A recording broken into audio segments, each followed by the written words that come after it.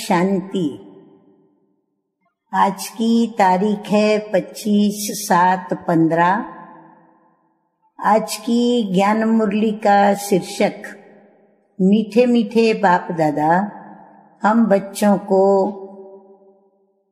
खुशियों में कैसे रहना, उसके विषय में विविध प्रकार से बच्चों को समझाते रहते हैं और भिन्न भिन्न बातें बताते रहते हैं, जिससे हम बच्चों को नशा भी चढ़ता है और खुशी भी प्राप्त होती है। तो आज की मुरली से खुशी की वह सारी पॉइंट्स आप नोट करें। तो मुरली का आज का शीर्षक है मीठे मीठे बाप दादा कहते हैं, मीठे बच्चे सदैव खुशी में रहो कि हमें कौन पढ़ाता है। तो ये भी मन मना भव है। तुम्हें खुशी है कि हम कल पत्थर बुद्धि थे, आज पारस बुद्धि बने हैं। प्रश्न है आज का, तकदीर खुलने का आधार क्या है? उत्तर है निश्चय। अगर तकदीर खुलने में देरी होगी तो लंगड़ाते रहेंगे। निश्चय बुद्धि अच्छी रीति पढ़कर गैलप करते रहेंगे। कोई भी बात में संशय है तो पीछे रह जाएंगे। जो निश्चय बुद्धि बन अपनी बुद्धि को बाप तक दौड़ाते रहते हैं, वह सतो प्रधान बन जाते हैं। मुरली की शुरुआत ओम शांति। मीठे मीठे बाबा कहते हैं कि स्टूडेंट सब स्कूल में पढ़ते हैं तो उनको ये मालूम रहता है कि हमको पढ़कर क्या बनने का है। मीठे मीठे रूहानी बच्चों की बुद्धि में आना चाहिए कि हम सतयुग पारसपुरी के मालिक बनते हैं। इस देह के संबंध आदि सब छोड़ने हैं। अब हमको पारसपुरी का मालिक पारसनाथ बनना है। सारा दिन ये खुशी रहनी चाहिए। समझते हो कि हम पारसपुरी के मालिक बन रहे हैं। और पारसपुरी किसको कहा जाता है? बाबा कहते हैं कि वहाँ मकान आदि सब सोने चांदी के होते हैं और यहाँ तो पत्थरों और ईंटों के मकान हैं। अब फिर तुम पत्थर बुद्धि से पारस बुद्धि बनते हो। पत्थर बुद्धि को पारस बुद्धि जब पारसनाथ बनाने वाला बाप आए हैं तब तो बनाए ना। तो तुम यहाँ बैठे हो, जानते हो कि हमारा स्कूल ऊंचे ते ऊंचा है। इससे बड़ा स्कूल तो कोई होता नहीं। इस स्कूल से तुम करोड़ पदम भाग्यशाली विश्व के मालिक बनते हो। तो तुम बच्चों को कितनी खुशी रहनी चाहिए। बाबा कहते हैं कि इस पत्थरपुरी से पारसपुरी में जाने का ये पुरुषोत्तम संगम युग है।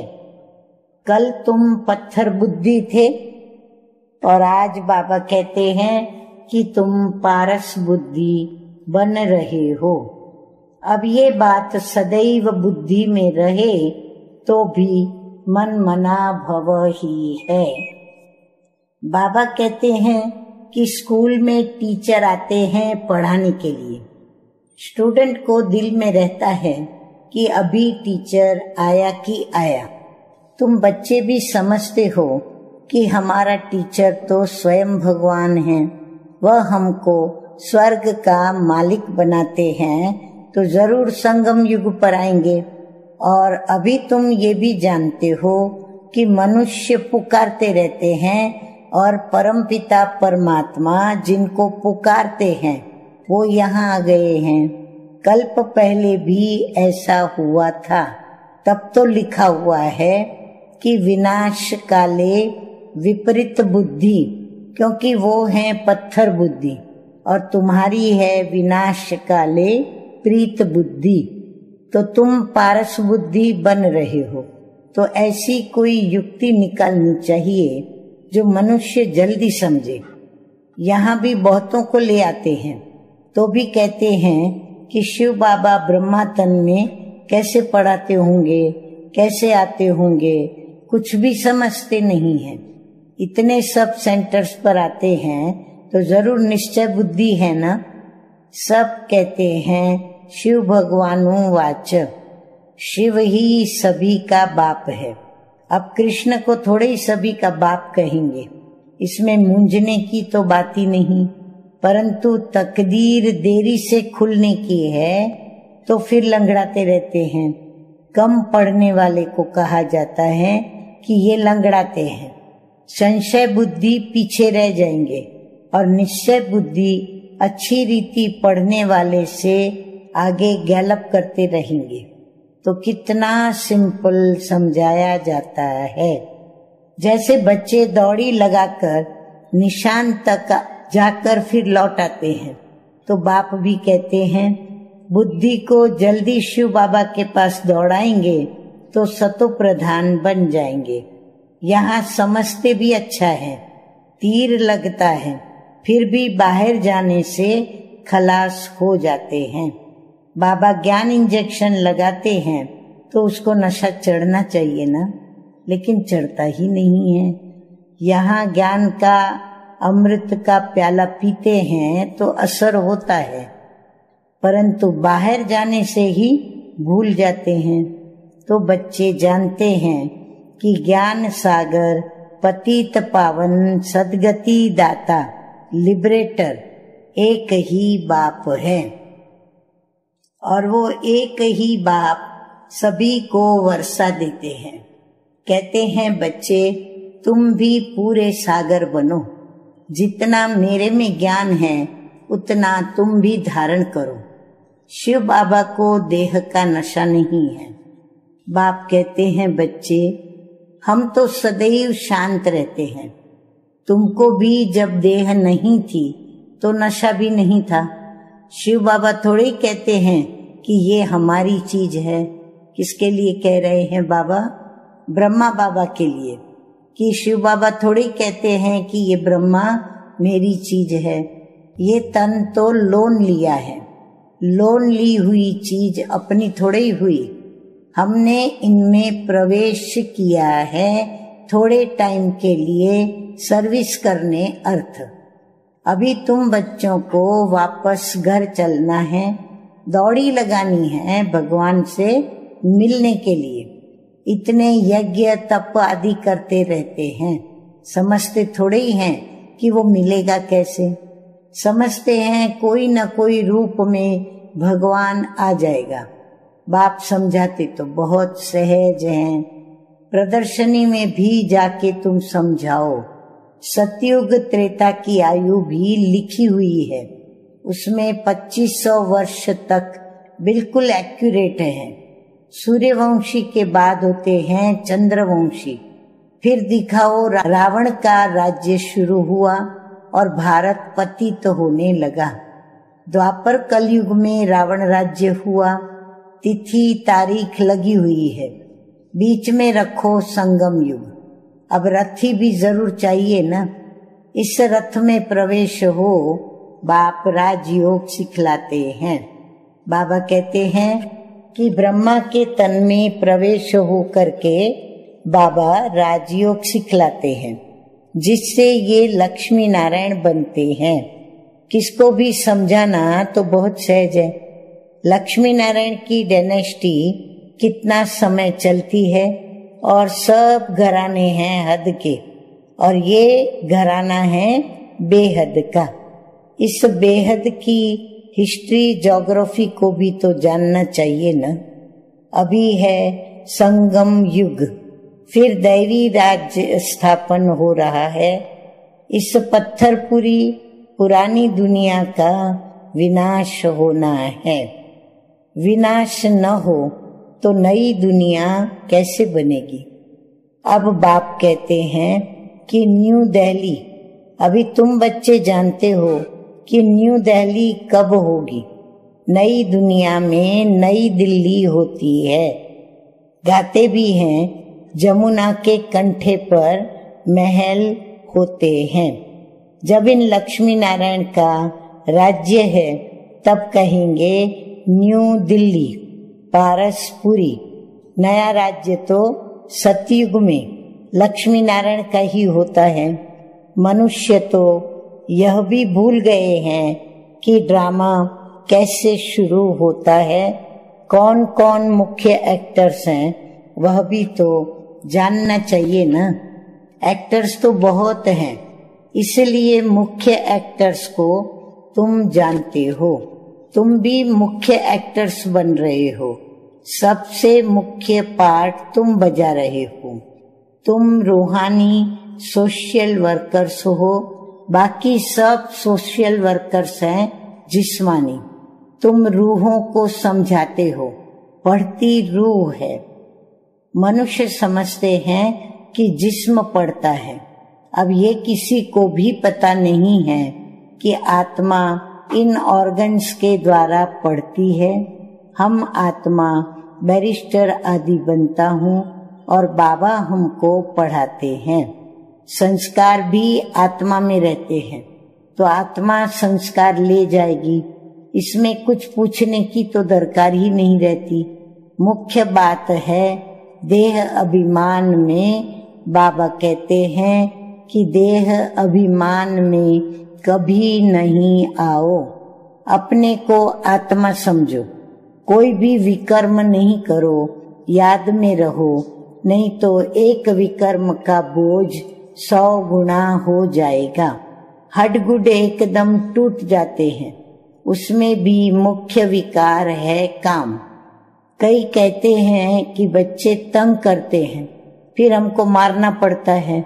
अब ये कोई पूछने का नहीं रहता है, ये तो छोटा पाई पैसे का पाप कहेंगे। तुम्हारे सिर पर तो जन्म जन्मांतर के पाप हैं, पहले उनको तो भस्म करो। बाप पावन होने का बहुत सहज उपाय बतलाते हैं कि तुम एक बाप की याद से पावन बन जाएंगे। भगवानुवाच बच्चों प्रति तुम आत्माओं से बात करता हूँ और कोई मनुष्य ऐसे समझ न सके। ये तो अपने को ही शरीर समझते हैं। बाप कहते हैं मैं आत्माओं को समझाता हूँ। गाया भी जाता है आत्माओं और परमात्मा का मेला लगा है, इसमें कोई आवाज आदि नहीं करना है। ये तो पढ़ाई है। दूर दूर से आते हैं बाबा के पास। निश्चय बुद्धि जो होंगे उनको जोर से कशिश होंगी। आगे चलकर अभी इतनी कशिश कोई को होती नहीं है। क्यों? कारण क्या? तो बाबा कहते हैं कारण है कि याद नहीं करते हैं। मुसाफरी से जब लौटते हैं, घर के नजदीक आते हैं तो मकान याद आएगा, बच्चे याद आएंगे। घर पहुंचते ही खुशी में आकर मिलेंगे तो खुशी बढ़ती जाएगी। पहले पहले स्त्री याद आएगी, फिर बाल बच्चे आदि याद आएंगे। तुमको याद आएगा कि हम घर जाते हैं, वहाँ बाप और बच्चे ही होते हैं। डबल खुशी होती है। शांति धाम घर जाएंगे, फिर आएंगे राजधानी में, बस याद ही करना है। तो बाप कहते हैं मन मना भव। अपने को आत्मा समझ बाप और वर्षे को याद करो। बाबा तुम बच्चों को गुलगुल बनाकर नैनों पर बिठाकर साथ में ले जाते हैं। जरा भी तकलीफ नहीं। जैसे मच्छरों का झुंड जाता है ना, तुम आत्माएं भी ऐसे जाएंगी बाप के साथ। पावन बनने के लिए तुम बाप को याद करते हो, घर को नहीं। तो बाबा आगे कहते हैं कि बाबा की नजर पहले पहले गरीब बच्चों पर जाती है, क्योंकि बाबा गरीब नवाज है ना। तुम भी गांव में सर्विस करने जाते हो। बाबा कहते हैं कि मैं भी तुम्हारे गांव को आकर पारसपुरी बनाता हूँ। अभी तो ये नरक पुरानी दुनिया है, इनको जरूर तोड़ना पड़े। नई दुनिया में नई दिल्ली, वह सतयुग में ही नई दुनिया होगी। वहाँ राज्य भी तुम्हारा होगा।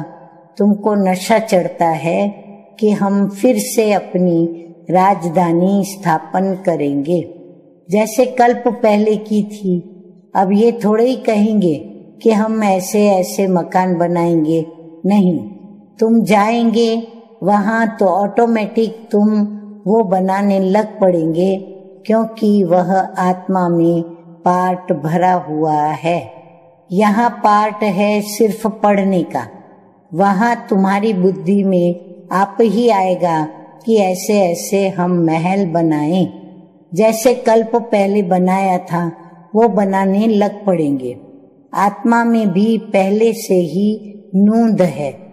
तुम वही महल बनाएंगे जिन महलों में तुम कल्प कल्प रहते हो। तो इन बातों को नया कोई समझ न सके। तुम समझते हो कि हम आते हैं, नई नई पॉइंट्स सुनकर रिफ्रेश होकर के जाते हैं। नई नई पॉइंट्स निकलती है। यह भी ड्रामा में नूंद है। आगे मीठे मीठे बाबा कहते हैं कि बच्चे, मैं इस बैल पर यानी रथ पर, ब्रह्मा बाप के रथ पर सदैव सवारी करूं, इसमें मुझे सुख नहीं भासता है। मैं तो तुम बच्चों को पढ़ाने आता हूँ, ऐसे नहीं कि बैल पर सवारी कर बैठे ही हैं। रात दिन बैल पर सवारी होती है क्या? उनका तो सेकंड में आना जाना होता है। सदैव बैठने का कायदा ही नहीं। बाबा कितना दूर से आते हैं पढ़ाने के लिए। घर तो उनका वो है ना, कौन सा, सूर्य चांद तारागण के भी उस पार परम धाम। तो आगे बाबा कहते हैं कि सारा दिन शरीर में थोड़े ही बैठेंगे, उनको सुख ही नहीं आएगा। जैसे पिंजड़े में तोता फंस जाता है, तो मैं तो ये लोन लेता हूँ तुमको समझाने के लिए। तुम कहेंगे ज्ञान का सागर बाबा आते ही हैं हमको पढ़ाने के लिए। खुशी में रोमांच खड़े हो जाने चाहिए। वह खुशी फिर कम थोड़ी ही होनी चाहिए। एक बैल पर दो की सवारी सदैव होगी क्या? शिव बाबा रहते हैं अपने धाम में, यहाँ आते हैं, आने में देरी थोड़ी लगती है। रॉकेट देखो कितने तीखे होते हैं, आवाज से भी तीखे। आत्मा भी बहुत छोटा रॉकेट है। आत्मा भागती कैसे है?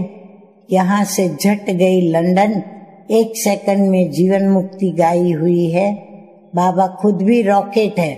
कहते हैं मैं तुमको पढ़ाने के लिए आता हूँ, फिर जाता हूँ अपने घर। इस समय बहुत बिजी रहता हूँ, क्योंकि दिव्य दृष्टि दाता भी हूँ, तो भक्तों को राजी करना होता है। तुमको पढ़ाता हूँ, भक्तों की दिल होती है साक्षात्कार हो या कुछ न कुछ भीख मांगते हैं। सबसे जास्ती भीख जगतम्बा से मांगते हैं।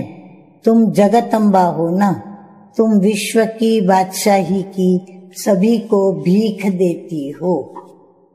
तो बाबा कहते हैं गरीबों को भीख मिलती है ना, तो हम भी गरीब हैं, तो शिव बाबा स्वर्ग की बादशाही की भीख दे देते हैं। भीख कुछ और नहीं, सिर्फ कहते हैं बाप को ये याद करो तो विकर्म विनाश होंगे, शांति धाम में चले जाएंगे।